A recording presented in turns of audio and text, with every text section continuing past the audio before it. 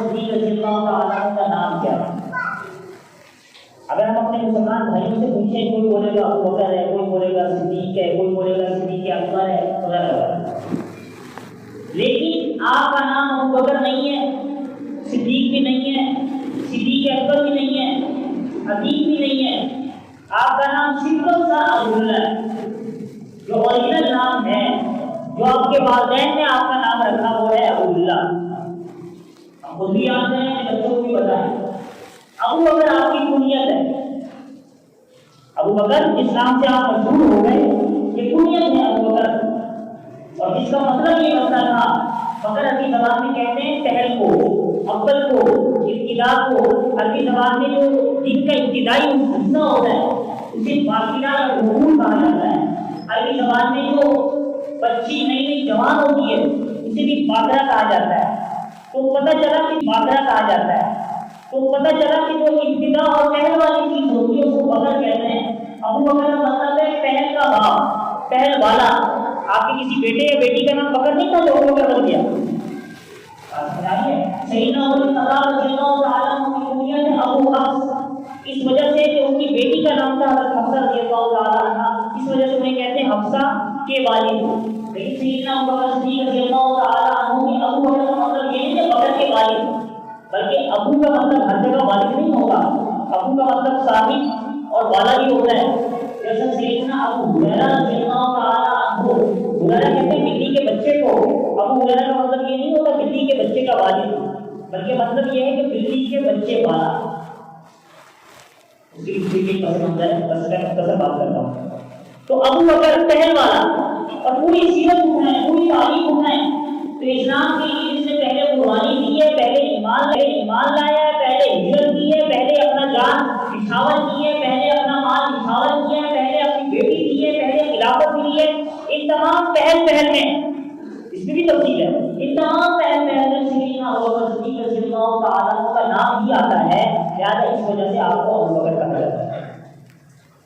ابو بکر کنیت ہے، نام عبداللہ ہے، لقب صدیق اور عتیق ہے۔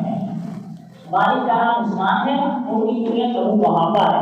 والدہ کا نام سلمہ ہے، ان کی کنیت ام الخیر ہے۔ اور آپ کا سلسلہ نسب اس طریقے سے ہے کہ عبداللہ بن عثمان بن عامر بن عمر بن کعب بن سعد بن تمیم بن مرہ، یہ جو مرہ ہے یہاں پر جا کر آپ کا سلسلہ نسب نبی کریم صلی اللہ تعالیٰ علیہ وآلہ وسلم کے سلسلہ نسب سے جا کر مل جاتا ہے۔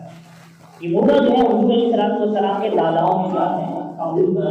عبداللہ بن عبد المطلب بن ہاشم بن عبد المناف بن ہاشم بن عبد المناف بن حسین بن کلاب بن مرہ۔ کیا تک بات سمجھ آ گئی ہے؟ تو ہمیں پتہ ہونا چاہیے نام آپ کا ہے عبداللہ۔ پھر اس کے بعد مسلمان جاتے ہیں سب سے پہلے مردوں میں جس نے اسلام قبول کیا، جس جو ایمان کی دولت سے مالا مال ہوا، وہ سیدنا ابو بکر صدیق رضی اللہ تعالیٰ عنہ ہیں۔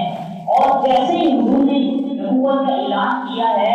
نبوت کی تبلیغ کی ہے، تو سیدنا ابو بکر صدیق رضی اللہ تعالیٰ عنہ نے بنا کسی علامت کو دیکھے، بنا کسی سبب کے پوچھے، پھر فوراً اقرار کیا، تسلیم کیا سیدنا ابو بکر صدیق رضی اللہ تعالیٰ عنہ۔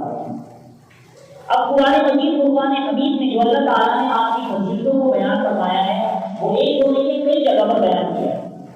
ان میں سے ایک میں نے خطبے میں آیت مبارکہ تلاوت کی، سورۃ اللیل۔ اللہ تعالیٰ ارشاد فرماتے ہیں وَسَيُجَنَّبُهَا الْأَتْقَى، وَسَيُجَنَّبُهَا یہ وہ شخص جس نے اپنے آپ کو محفوظ رکھا ہوا ہے، اپنے آپ کو بچا کر رکھا ہوا ہے جہنم کی آگ سے، جہنم والے اعمال سے، اتقا، اور وہ سب سے زیادہ پرہیزگار ہے، سب سے زیادہ متقی ہے۔ الذی یؤتی مالہ یتزکیٰ، جس نے اپنے مال کو اللہ کی راہ میں خرچ کیا ہے، یتزکیٰ تاکہ مال بھی پاک ہو اور خود بھی پاک ہو۔ الذی یؤتی مالہ یتزکیٰ وما لأحد عنده من نعمۃ تجزیٰ، اور وہ مال کے لیے کسی پر احسان نہیں کرتا، یعنی کسی کے احسان کو کفار اپنے اوپر نہیں اٹھاتا۔ الا ابتغاء وجه ربه الاعلى، لیکن اس کا مقصد یہ ہوتا ہے صرف مجھ سے میرا اللہ راضی ہو جائے، اور سوف یرضى، اللہ فرماتے ہیں کہ قریب ہم اس کو راضی کر دیں گے۔